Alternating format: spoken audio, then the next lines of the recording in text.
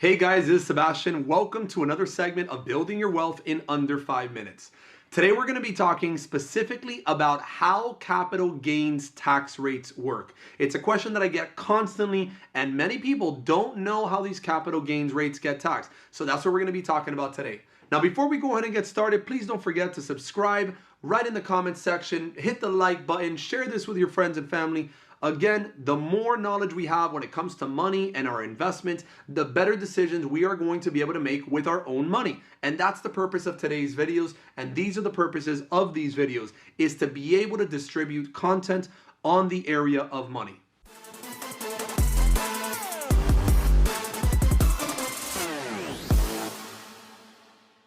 So let's go into an example. Let's say that right now you wanted to spend $100 on an investment, right? So whether that $100 was a piece of art or $100 on a stock or $100 on a property, I mean, whatever you wanted to spend, let's say you went and bought an investment for $100. And let's say that 6 months later, that investment has gone up from $100, it's now worth $150. So that means you have had something called a capital gain of $50. So does that mean that you need to pay taxes on it? The answer is you only need to pay taxes if you sell the investment. So if you went and spent $100,000 on a property and 6 months later that property on the value of that property is $150,000, you don't need to pay taxes because it's gone up in value. So if you bought a piece of art for $100,000 and that piece of art is now grown to be worth $200,000, you don't need to pay taxes because it went up in value. Now, if you grab that piece of art and then you sell that piece of art and you made a profit, that profit is called a capital gain.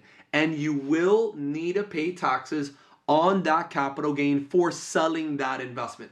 Whether it's real estate, whether it's a stock, whether it's a bond, whether it's artwork, whether it's wine, alcohol, real estate, it doesn't matter what it is. If you paid something for something and you sold it for more, that is called a capital gain.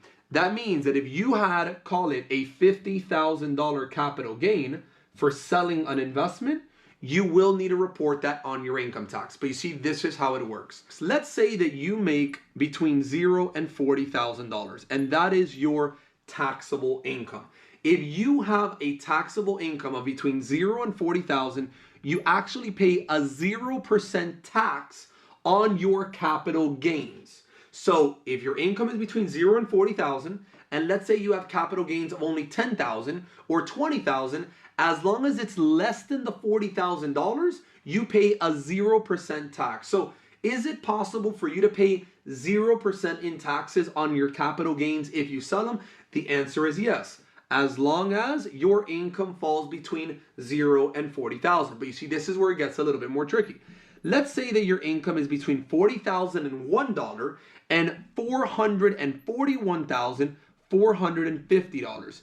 You see, this is about 98% of the United States, right? If you make between, or maybe more like 90% of the US, if you make between 40 and 441, then you will need to pay a capital gains tax. That capital gains tax is going to cost you 15%. No, God, please, no, no! So in the example, you sold the property with a $50,000 profit.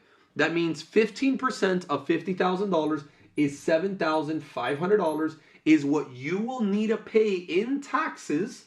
In other words, 15% for having sold that property. So whenever people are thinking, oh my goodness, I'm going to sell this property and I'm going to have to pay a ton of money in capital gains. Again, this is only for investment properties. Primary residence, the home that you live in, is a completely different structure. Once you break over the $441,451 mark, as soon as you make more than that amount, which is obviously a very small percentage of the population, the IRS will charge you a 20% capital gains tax on any profit that you got out of a capital gain of a sale of an investment. Now, you're saying, okay, but why is that beneficial, or why is this a good thing? Well, you see, capital gains rates get taxed differently than ordinary income. So what's the difference? Capital gains is when you buy an investment and it went up in value and you sold it and then you had a profit. Ordinary income is the money that you make from your salary. So if you're making a salary of 100 grand, or you have, you're a sole proprietor and you have your own business and you're making, 200 grand, usually those tax rates range from 10 to 37%. That means more than likely you are paying maybe 20, 22, 24, 30% in tax on your ordinary income. In other words, the income that you bring home from your work. But you see, investments have a special taxation on them whenever you go and sell the investment. Now, there is one rule that you need to remember. Capital gains rates, these rates only apply as long as one condition is met. You must have held the investment for a minimum of 366 days. Now that makes sense. More than 1 year.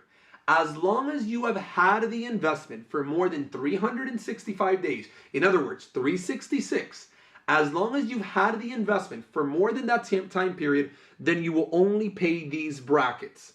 If you bought a property for $100,000 and you sold it 3 months later with a $50,000 profit, then you are going to get taxed at your bracket, not the capital gains rates, which are all of these right here in the middle. So I know it's a little bit technical, but again, you need to understand how capital gains works, because investments, when they go up in value and you sell the investment, you will need to pay taxes at the moment of that sale.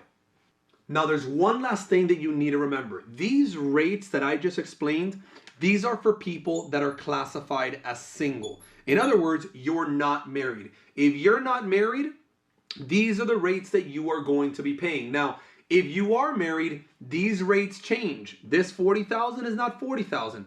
It's now going to be $80,000. In other words, it will now be $80,000 starting right here. And instead of $441,000, this will actually change to $496,600 as well. And obviously this number will end up changing as well. So in other words, we are getting married.